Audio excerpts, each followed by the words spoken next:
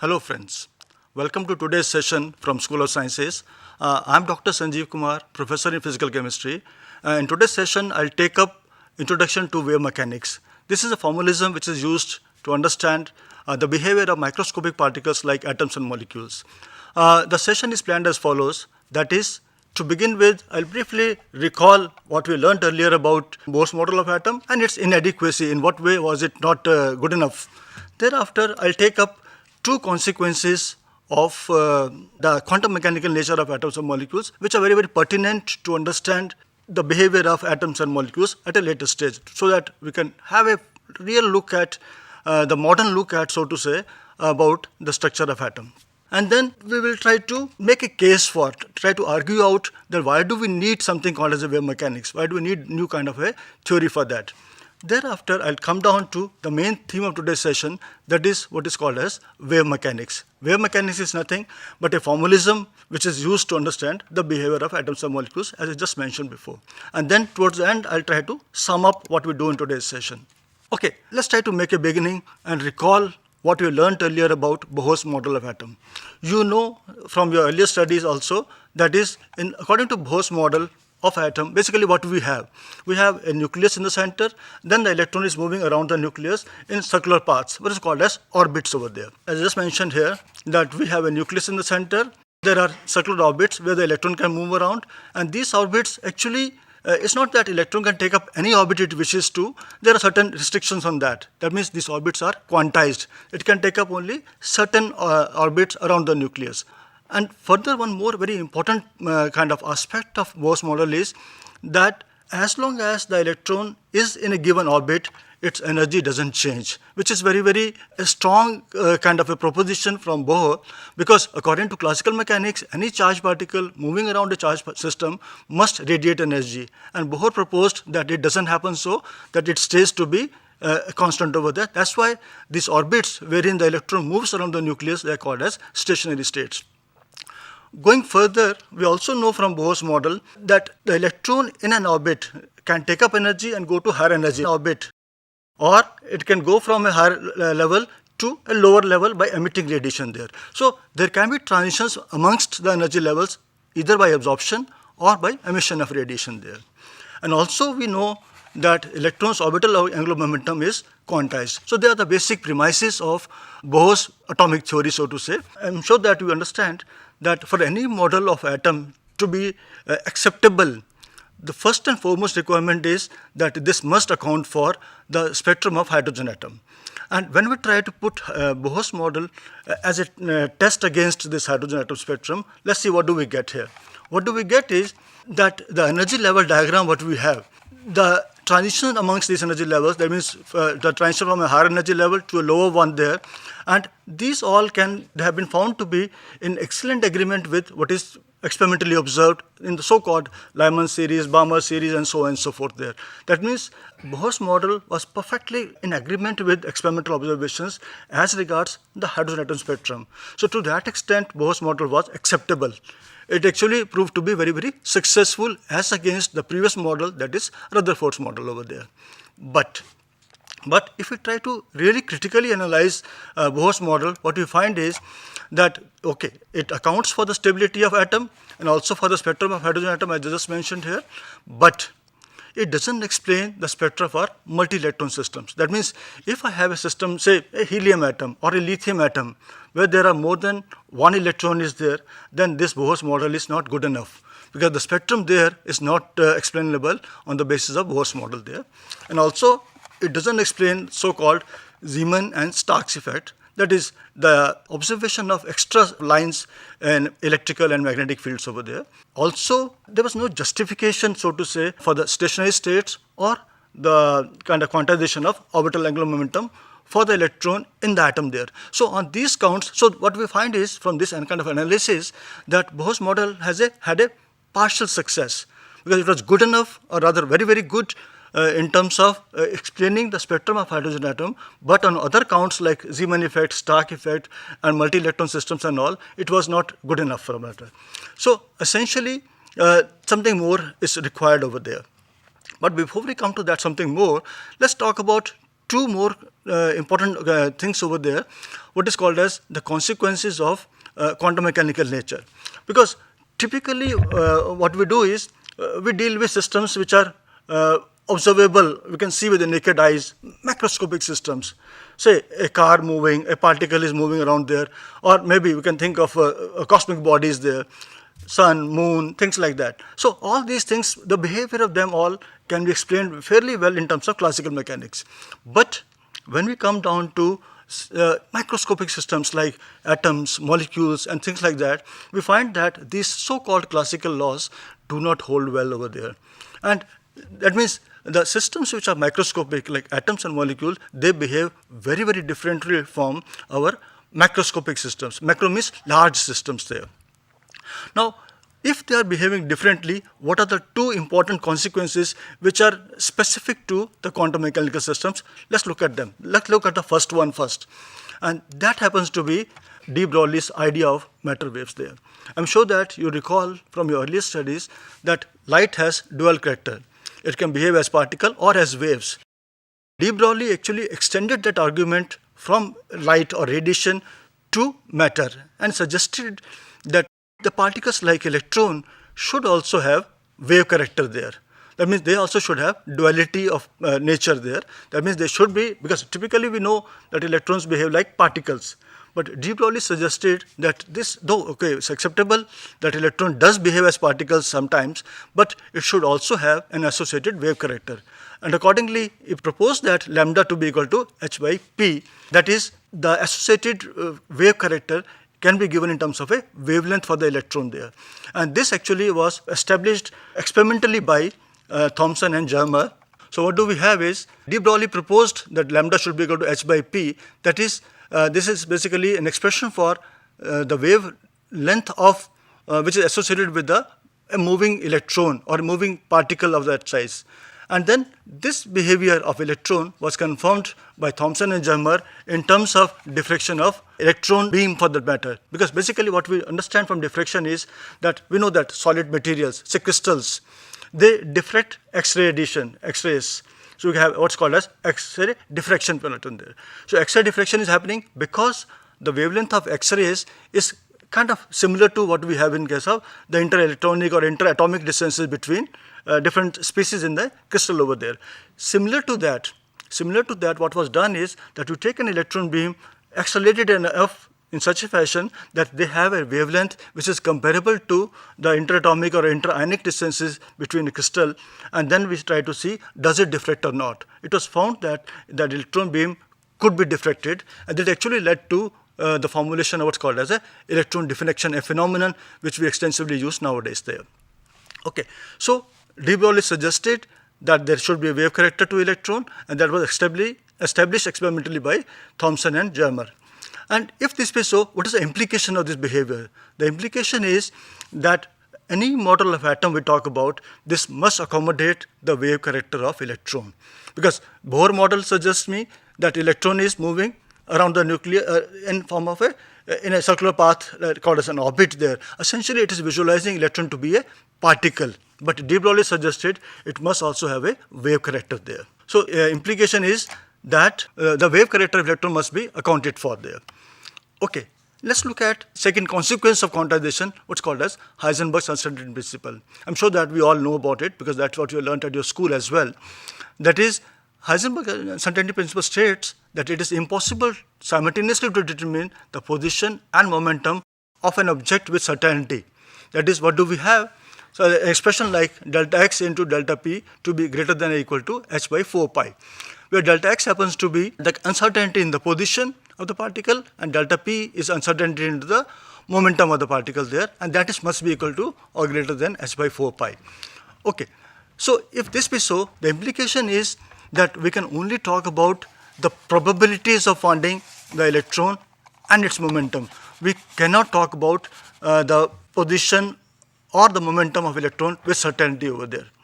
And the implication further goes as follows. That is, we can only talk about kind of probabilities. You can see it here. So this shows that this is a path which is a well-defined path over there. The Heisenberg suggests that this is not possible to do for systems like atoms and molecules. We can only talk about the probability of finding electron. So that is the implication of Heisenberg's uncertainty principle. Okay, so where are we? Where are we? We talked about Bohr's model and found that it is inadequate. And then also we have talked about two consequences of the quantum mechanical nature of atoms and molecules, and the consequences happen to be the duality, that is the particle must have a wave character, and also uncertainty principle there. Let's now try to put our Bohr's model to test in the light of these two observations there. If I try to critically revisit Bohr's model, we find that Bohr's model doesn't consider the wave character of electron, number one. Number two, it proposes definite path with well-defined position and velocities, which again is not acceptable because Heisenberg suggests we cannot talk about the certainties. We can't talk about the definite paths over there. We can only talk about the probabilities there. So essentially, in the light of this, we find that our Bohr's model doesn't accommodate either the de Broglie's formalism or the ideas over there, or Heisenberg's uncertainty principle there. That means on both these counts, we find that Bohr's model happens to be inadequate. That actually lets us to suggest that we need a new theory. And that theory actually happens to be the wave mechanics. So essentially what I've done so far is I've tried to establish the need for a new theory to accommodate or to account for the nature, or to describe the nature of particles like electrons and molecules over there. Okay, now what is this wave mechanics? Let's understand this now. Wave mechanics basically is a mathematical approach that is used to understand the behavior of microscopic particles, which I've been talking again and again about atoms and molecules over there. And essentially, this actually accommodates the two big inadequacies of Bohr's model. That is, it does bring in the ideas of de Broglie, that is, it's called as wave mechanics. That means it is inherent on that we're going to talk about the wave nature of electron, number one. And also, we will find later on that it does intrinsically accommodate Heisenberg's principle as well over there. So, essentially, next step is that we understand what is this wave mechanics. As I just mentioned, wave mechanics is a mathematical approach or mathematical formalism to understand quantum mechanical systems like atoms and molecules. And this system was actually, this theory for the matter, was proposed by Schrödinger in 1925. And this theory basically is based on certain set of postulates. And the postulates, what I'm going to do now is I'm going to talk to you about these postulates in a very, very simplistic way. So I just give you some essence of what exactly these postulates are, what is the significance of them, and then how do we deal with a quantum mechanical system in the light of these postulates over there. If we go further and look at the first postulate, the very first postulate, I'm sure that you understand what is a postulate. Postulate is some set of rules over there, because typically what happens is, I'm sure that you have played some board games at home. When you, as a child, when you play a game, so you play the game with certain set of rules over there. Maybe if I throw a dice, if 6 comes, I can move further. If 6 doesn't come, I have to hold back. Okay, so some set of rules are there. So we play the game with a set of rules over there, and then follow the rule and enjoy the game. Similarly, in wave mechanics also, there are certain set of rules called as postulates there. What I'm going to do now is I'm going to talk about those postulates one by one, and then we will see how do we use these postulates to understand simple systems. We will talk about systems in the next session over there. Okay, let's look at the first rule or the first postulate. First postulate states that the behavior of a single particle is described as fully as possible in terms of a wave function. Okay, what does it mean?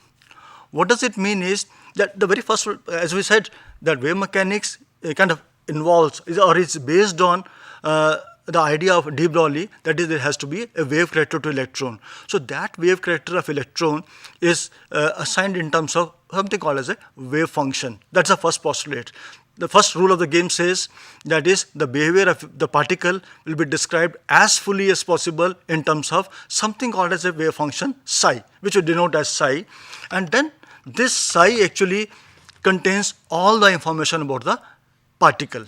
So I'm talking about electron moving in a atom there. So how does the electron behave? where is it, how much of, what's the possibility of it to be there, what is the energy of it, what's the momentum of that. All that information is contained into this single parameter called as psi, or the wave function. So that is a very, very crucial thing over there. But the question comes is, if I have this psi, how do I get this psi for a given system? And that is given by what is called as my second postulate. Before we come to second postulate, let me just try to give you a little more information about, because we said that this psi contains all the information about a system, but there are certain kind of qualifications which the wave function has to meet, because I cannot take any function and say this is going to be my wave function. I had to have certain criteria for that, and that criteria, let's talk about that first before we come to the second postulate. And that criteria happens to be wave function which is there, which has all the information about the system, must have certain properties, like this must be single valued. I'll explain the meaning of all this. Single valued, then it has to be continuous, then it must be finite, this must be smoothly varying, and also it must vanish at the boundaries. So these are 5 kind of criteria which the wave function must meet. Let's look at some functions, some wave functions. I give you a pictorial representation of that, which actually are not acceptable wave functions there. Let's look at this picture. The first function here, you see that it is not single valued. What does it mean? If I look at on x-axis at this value x1, we find that this function, whatever the function is, has got 1, 2, or 3 different values there. That means it is not a single valued function. So such functions are not acceptable. This is one function which is poorly behaving, because it's not acceptable wave function to me. And second one is this one, which is not continuous. What does it mean? If I look at this, it starts from here, goes like this. At somewhere x1, there's a discontinuity over there, because this breaks down over there, then starts from here and then behaves this particular way. This is again not a acceptable wave function, because it is not continuous. So a wave function must be single valued, continuous, and also it must be finite. This actually is a representation of a function which is not finite. We can find that at x1 and x2, this function goes to infinity. Such function also is not acceptable there. And then look at this last one here. We find that this is not smoothly varying. Smoothly varying is, it should be going smoothly over there. What I will find is that at this point, that there is a discontinuity coming over there. That means this kind of a sudden change in the slope is there. It's not smooth. Such functions are not acceptable over there. Okay, let's move further and talk about the second postulate now. Second postulate says this wave function which we're talking about can be obtained by solving what is called as a Schrodinger wave equation, and we simply can put it as h psi to be equal to E psi. And where h happens to be an operator for total energy. We'll talk more about it when we move further. And then one more thing we have to understand here is this Schrodinger wave equation is a special kind of an equation, wherein the function psi is called as an eigenfunction, the operator is called as eigenoperator, and this constant here or eigenvalue, and this equation, as I mentioned earlier, is called as eigenequation. What you find is that in this case, the operator h operates over the function, gives the function back multiplied by a constant over there. So this is a very typical kind of an equation, what's called as a eigenequation. Let's move further and talk about the third postulate. First postulate says there will be something called a psi, which has all the information about system. Second postulate tells me that I can get this psi by solving Schrodinger wave equation. And the third postulate tells me that how do I get information from this wave function psi. And that postulate reads as the information available in the wave function can be obtained by using a suitable quantum mechanical operator or for the particular property over there. What it means is the following. That is, if I have got psi, I can operate it over by a function, kind of an operator A. When I operate over this, I get the function psi back and I get a constant here. So this is the measurable value of the particular property. What it means is, suppose I've got a wave function psi and I want to find out what is the momentum of the particle there. So I take the operator for momentum, operate over the function, get the value of momentum there. So it is like this. Okay. And then let's look at some operators which are used here. This for position. This is for position along x-axis, y-axis, and so on and so forth. These are the momentum operators over there. And then the fourth postulate actually tries to ascribe some kind of a meaning to psi, which it says is the square of the wave function, psi square, gives me a measure of the probability. And we look at this expression here, psi square, we put it as psi into psi star, and psi star is nothing but the complex conjugate of the wave function. Sometimes the function can be complex, so we have to talk about use the complex conjugate over there so that we get a real value from there. So essentially what we have seen is that we were talking about why do we need wave mechanics, and then what is wave mechanics. Wave mechanics is a formalism which is used to understand, which can be used to understand the behavior of particles like atoms and molecules, and it is based on certain postulates. First postulate tells me that there has to be something called as a wave function psi, which contains all the information about the system, number one. Number two tells me that this wave function I can obtain by solving a wave equation called as Schrodinger wave equation, which reads as h psi is equal to E psi, where h happens to be an operator called as Hamiltonian there. And the third postulate gives me a way or the mechanism to get information out from the wave function psi. For that, we use a suitable operator over there called as quantum mechanical operator for the property in question. And the fourth postulate gives some kind of a meaning to psi. That is, the square of wave function gives me a measure of probability, and psi square actually is called as probability density. We'll talk more about it as we move further.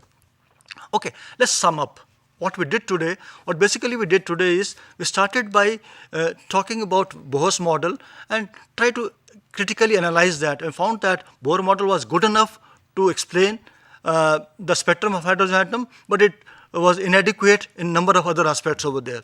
Thereafter, we took up two important consequences of quantum mechanical nature, and then in the process we made a case for need of a new theory, and that theory happened to be wave mechanics. And thereafter we talked about wave mechanics in terms of its postulates. We talked about the meaning of that, and in the next session we will try to see how do we put wave mechanics to use, because essentially we have done why of wave mechanics, then we talked about what is wave mechanics. Now in the next session we'll talk about how of it, how do I use wave mechanics to understand systems which are of quantum mechanical nature.